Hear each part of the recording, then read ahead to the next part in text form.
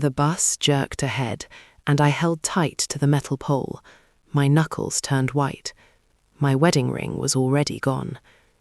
Outside the window, the city rushed by, in a smear of grey buildings and damp streets. People on the sidewalk acted like they weren't looking. Today was meant to be simple. Just walk in, sign the papers, and end a messy marriage for good. That's when I saw the old man trying to stay on his feet. He was small and hunched over, as if the years had worn him down. His hands trembled every time the bus swayed. Nobody else budged, so I stood up and gave him my seat. I held his arm to steady him. He smelled a little of antiseptic and old paper. He smiled the way someone does when they haven't felt grateful in a long time. Before I dive into it, tell me where you're listening from. It helps to know someone out there gets it. When I asked where he was going, he said the courthouse, same as me. I used to think love meant safety. That's how I felt when I first met my husband. Sharp suit, easy smile. A man who talked about loyalty like it was the most natural thing in the world. We built a life that looked great from the outside. We shared daily routines, inside jokes, bank accounts, and what I thought were all our secrets. Or so I believed. Betrayal doesn't come with a loud warning. It slips in quietly. A phone left face down. A laugh that never reached his eyes. Late nights with excuses that sounded too smooth. I noticed every single thing. I stayed silent. The real proof arrived without fanfare. A forwarded email he forgot to delete. A hotel receipt stuffed in a jacket pocket. The woman's name wasn't even special. It didn't matter.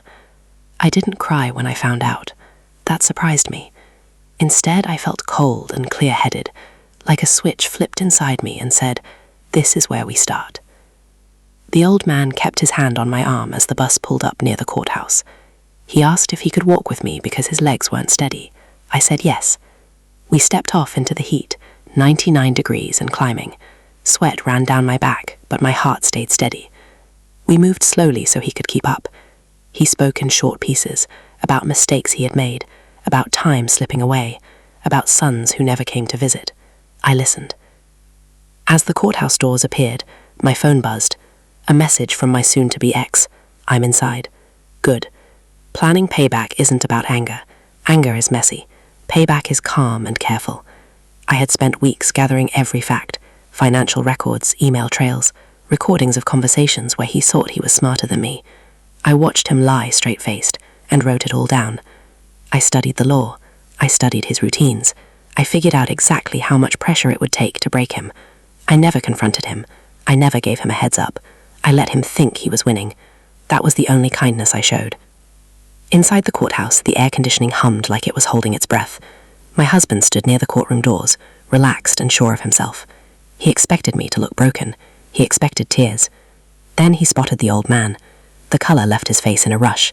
His eyes went wide, his mouth opened and shut, and his whole body went stiff, like he had just realized he was in trouble. The old man stood a little taller, just enough. "That's him," he said, calm and clear. The moment hung there. People started whispering. The clerk looked over. My husband took a step back, sweat showing at his color.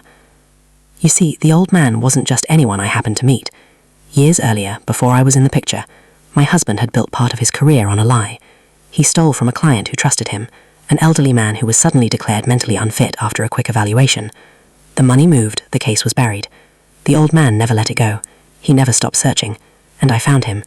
It took phone calls, old files, and a trail of names my husband thought had disappeared. I didn't do it to be nice. I did it because justice needs someone who saw what happened. I invited the old man to the hearing, telling him it was for support. He didn't know the full story. He didn't have to. He only needed to be there. In the courtroom, the judge listened closely. So did everyone else.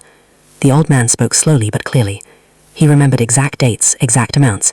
Every detail my husband had sworn was lost forever. I watched my husband come apart. His lawyer leaned in, talking fast. The judge's face grew serious.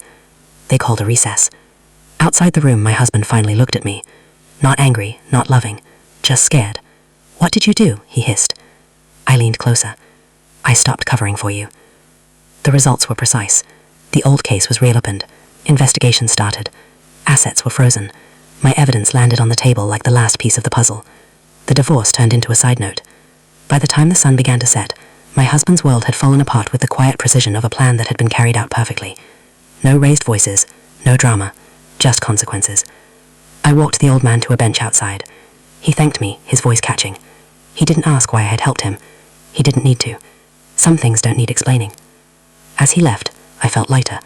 Not joyful, just clean. Betrayal taught me this. Strength doesn't shout. It waits. It watches. It picks the moment that will hurt the most, and acts only once. On the way to my divorce hearing, I helped an elderly man on a bus. By the time we got there, my husband learned exactly who I had become.